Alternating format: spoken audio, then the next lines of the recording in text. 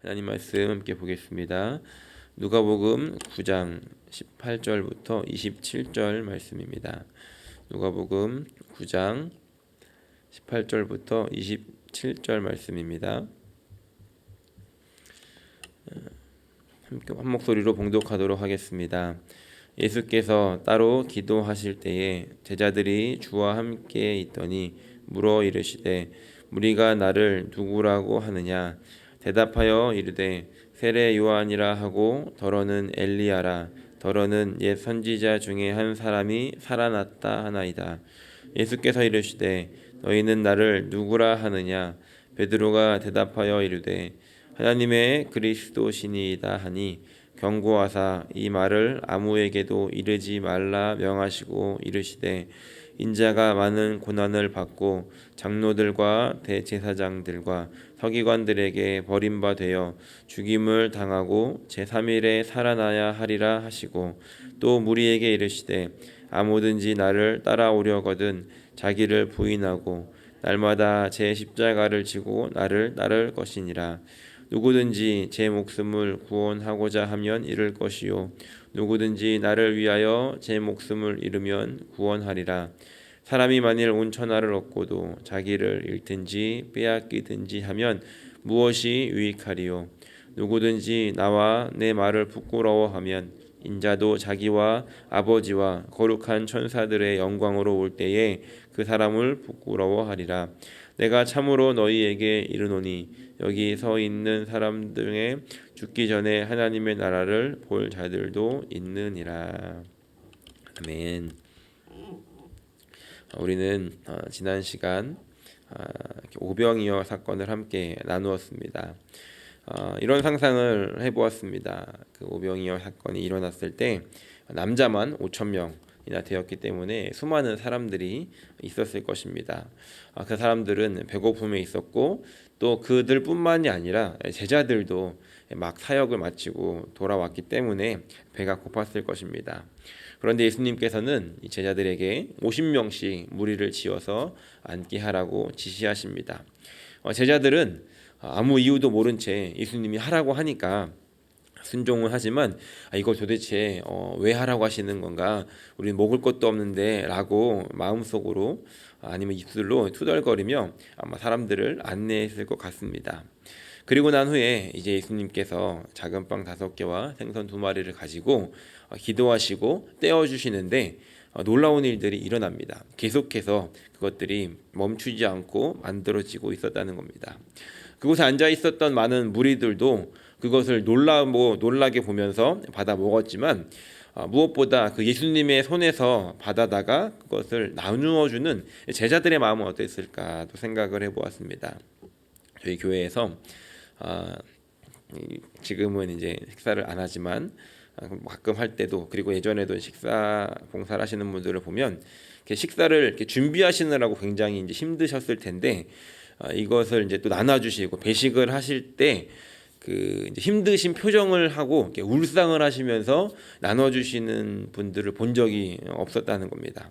그러니까 받으시는 분들은 당연히 이제 받아 드시니까 뭐 신나는 거야 당연하지만 나눠주시는 분들도 그 나눠주시는 분들의 이제 표정을 보면서 인사를 받으시면서 늘 환하게 웃어주시고 함께 기쁨으로 섬겨주셨던 그런 것들을 항상 봐왔습니다.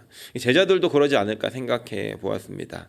방금 전까지 지쳐있던 그들이었지만 얼마나 신이 나서 그 예수님에게서 받은 음식들을 딜리버리를 해주었겠습니까? 주는 사람도 받는 사람도 모두 신나는 그 자리에서 예수님께서는 그것을 누리시지 않고 그 환호 속에서 머무시지 않고 그 자리를 떠나셨다는 겁니다.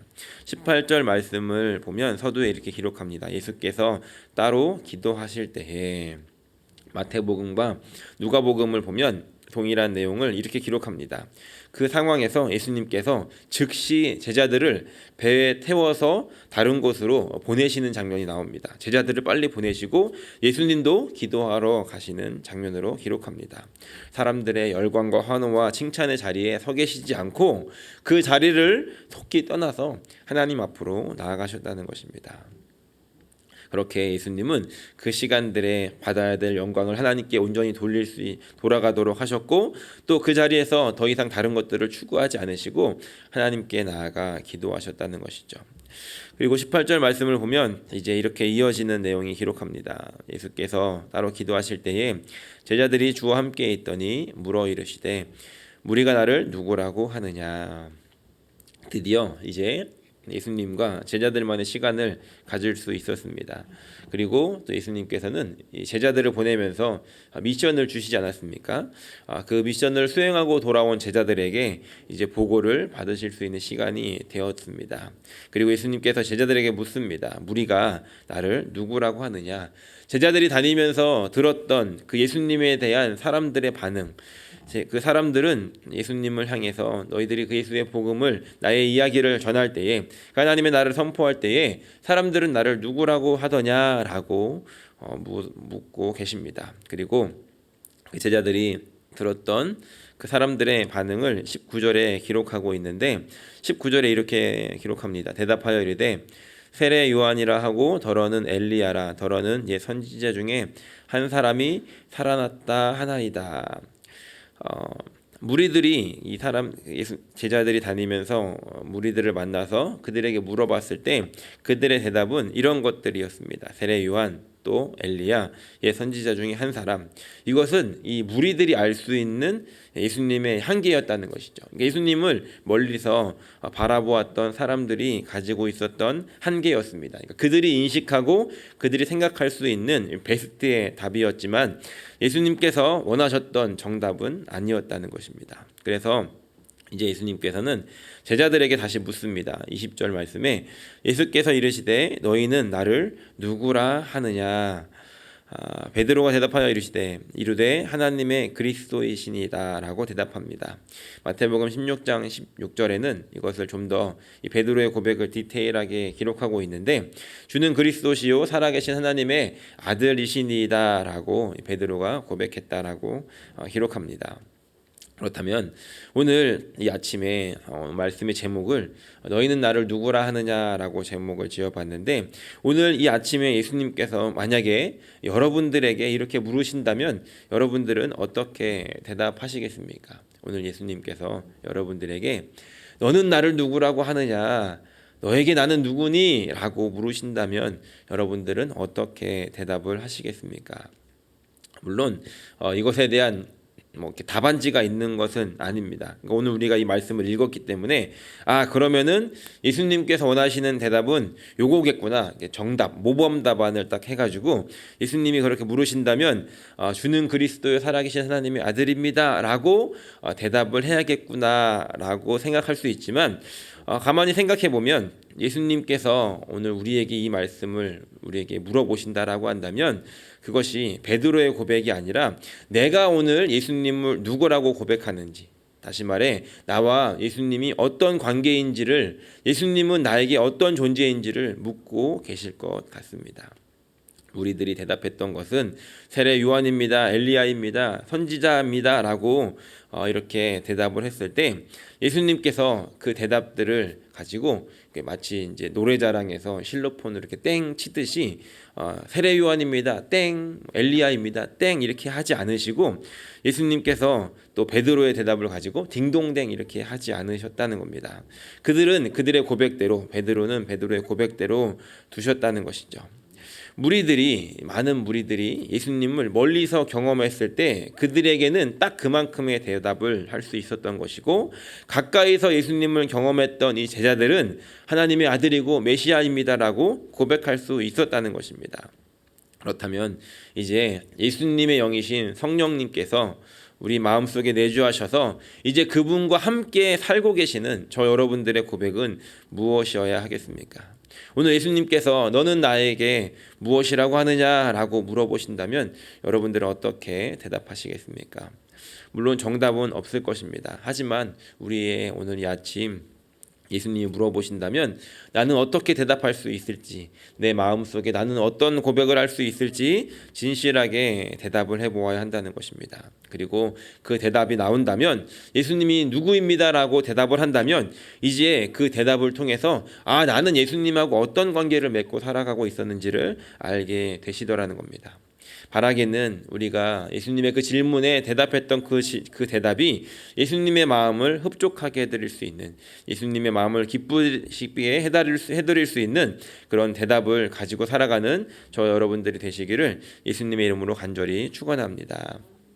이제 그렇다면 그 예수님과 그런 깊은 관계를 맺고 예수님께서 원하시고 기뻐하셨던 대답을 하고 살아가는 그런 관계를 맺고 살아가는 사람들에게 이제 예수님께서 원하시고 요구하시는 삶은 무엇이었을까? 그것을 22절 말씀부터 우리는 생각해 볼 수 있습니다. 22절에 이렇게 기록합니다. 이르시되 인자가 많은 고난을 받고 장로들과 대제사장들과 서기관들에게 버림받아 죽임을 당하고 제3일에 살아나야 하리라 라고 말씀하십니다. 예수님께서 제자들에게 했던 이 대답은 내가 사람들에게 고난을 받고 버림을 당하고 죽임을 당하고 다시 살아나게 될 것이다 라고 예수님께서 제자들에게 말씀하고 있다는 것이죠. 그러니까 제자들이 지금 기대했던 예수님 당신은 하나님의 아들이고 메시아입니다 라고 대답은 했지만 자신들의 머릿속에 그리고 있었던 그 메시아의 그림이 아니라 예수님께서 진짜 메시아가 무엇인지를 가르쳐주고 계시더라는 겁니다. 즉 예수님께서 제자들이 자신이 누구인지 바르게 인식하고 그런 관계가 된 후로부터 이제 예수님께서는 자신의 죽음과 부활에 대해서 말씀하시기 시작했다는 겁니다. 이제부터 예수님은 이 죽음에 대해서 제자들에게 말씀하신다는 것이죠. 물론 이것들을 이 제자들이 이 당시에는 완벽하게 이해를 못했을 수 있지만 적어도 예수님께서 하셨던 그 말씀을 그들의 마음속에 새길 정도는 되었다는 것입니다. 그리고 오늘 이 말씀을 우리에게 적용해 볼 때도 마찬가지로 이제 예수님과 그런 관계를 맺고 살아가는 그 예수님을 따라가는 제자들에게 이런 것들을 요구했듯이 말씀하셨듯이 이제 오늘 저와 여러분들에게도 이러한 삶을 살아가라고 말씀하고 계시다는 겁니다.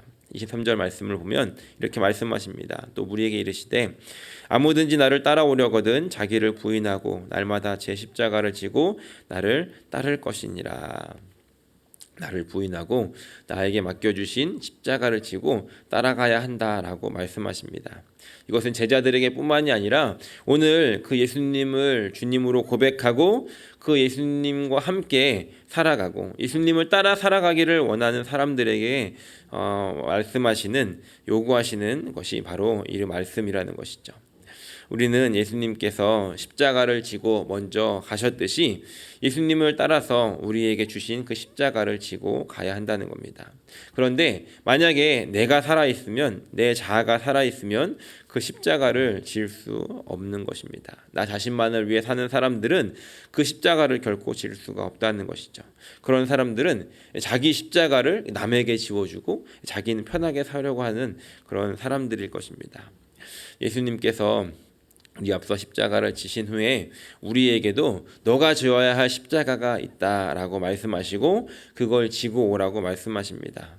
물론 그 십자가를 질 수 있는 우리가 그 십자가를 질 수 있는 능력의 한계치를 예수님께서 이미 아셨기 때문에 우리가 그 십자가의 무게에 깔려서 일어서지도 못하고 지고 가지 못할 그런 십자가를 지게 하시는 것이 아니라 우리가 감당할 수 있을 만큼의 무게로, 우리가 감당할 수 있을 만큼의 사이즈로 우리에게 십자가를 지게 하실 것입니다. 그래서 그 십자가는 각자가 다른 것이죠. 물론 그것들을 감당할 수 있을 만큼 지워주시겠지만 또 그것이 결코 가벼운 것도 아니라는 것입니다. 때로는 오늘 말씀에 나온 것처럼 목숨의 위협도 또 부끄러움을 당할 그런 일들도 있을 수도 있다는 것입니다. 그럼에도 불구하고 지고 가야 하는 것이 바로 오늘 저 여러분들에게 주시는 십자가라는 것입니다. 오늘 이 아침에 다시 한번 기도할 때 오늘 우리에게 맡겨주신 십자가는 무엇이었는지 돌아보는 시간이 되기를 소원합니다. 그리고 혹시나 내가 그 십자가가 무거워서 지금 내려놓고 있었다라고 한다면 이 시간 다시 한번 그것이 나에게 주신 십자가임을 깨닫고 주님 이것을 지고 갈 수 있는 힘을 주십시오라고 기도하는 아침이 되어지기를 소원합니다. 오늘 여러분들에게 지고 가는 십자가 그것이 무엇인지 다시 한번 돌아보는 시간이 되기를 소원합니다. 제가 오래전에 그 호주에 이제 온 지 얼마 안 돼서 사역을 하면서 사역도 힘들고 사는 것도 힘들고 여러 가지 이제 어려움이 있어서 제가 이제 저희 한국에 계신 어머님께 전화를 드렸습니다. 제가 이제 웬만하면은 그런 얘기를 안 하는데 어머님에게 또 구체적으로도 말씀을 안 드렸습니다. 그런데 어머니 저 이제 힘들어요라고 이렇게 힘들어요라고 이야기를 하는 순간 이제 막 이렇게 울먹울먹 했거든요. 뭐 정확하게 얘기도 하지 않았지만 어머님께서 이제 제가 처음 그런 이야기를 하다 보니까 이게 많이 놀라셨던 것 같습니다. 그리고서 그날부터 이제 금식을 하십니다. 아침을 금식을 하시는데 자식이 이제 사역을 하는데 또 이제 제 동생도 사역을 하고 있거든요. 자녀 둘을 사역을 시켰는데 내가 기도로 도와야 되는 것이 아닌가라고 말씀하시면서 본인이 지고 가야 할 십자가라고 하시며 지금까지도 그렇게 금식을 하시고 기도를 하고 계십니다. 오늘 저 여러분들에게 하나님께서 주신 십자가가 있을 것입니다. 그것은 내가 선택한 것일 수도 있고 또 하나님께서 나에게 맡겨주신 것일 수도 있을 것입니다. 누군가를 보고 기도해야 되는 마음이 든다면 그것은 오늘 저 여러분들에게 주신 기도의 십자가일 것이고 또 누구를 가서 섬기고 돌봐야 한다라고 한다면 그런 마음을 오늘 여러분들에게 주신다라고 한다면 그것이 그분을 위해서 우리에게 주신 십자가라는 것이고 때로는 누구를 보호하고 누구를 변호하고 누구를 감싸주어야 한다라고 한다면 그것으로 인해서 내가 피해를 당할 수도 있다라고 한다면 그것이 오늘 저 여러분들에게 주시는 그런 십자가가 될 수 있다는 것입니다. 그 십자가는 여러 가지 모양으로 또 여러 가지 무게로 또 한 개가 아니라 여러 개가 있을 수 있는 그런 십자가라는 것입니다. 오늘 이 아침 다시 한번 기도하면서 주님 오늘 나에게 주신 십자가가 무엇입니까? 라고 다시 한번 기도하고 그것들을 다시 지고 갈 수 있는 힘을 달라고 기도하는 아침 되기를 소원합니다. 그리고 그 힘이 다른 것이 아니라 다 예수님과 이 관계 속에서 성령의 인도하심 속에서 나에게 주시는 하나님께서 주시는 힘으로 감당할 수 있음을 고백하고 그렇게 십자가를 지고 가다가 그 십자가를 지고서 계속해서 살아가다가 이제 주님 앞에 가게 되는 날 주님 앞에 그 십자가를 주님께 내어드리면서 주님 저에게 맡겨주신 십자가 제가 버리지 않고 놓치지 않고 팽개치지 않고 이렇게 끌고 왔습니다 라고 주님께 올려드리고 주님께서 그 십자가를 이제 우리의 몸에서 거두어 주시면서 그래 수고했다 잘했다 너에게 주신 십자가 놓치지 않고 잘 가지고 왔구나 라고 그것을 받으시면서 우리에게 칭찬해 주시고 인정해 주시고 우리를 위로해 주시며 안아주실 그날을 기대하며 바라보고 살아갈 수 있는 그런 저 여러분들의 삶이 되시기를 예수님의 이름으로 간절히 축원합니다.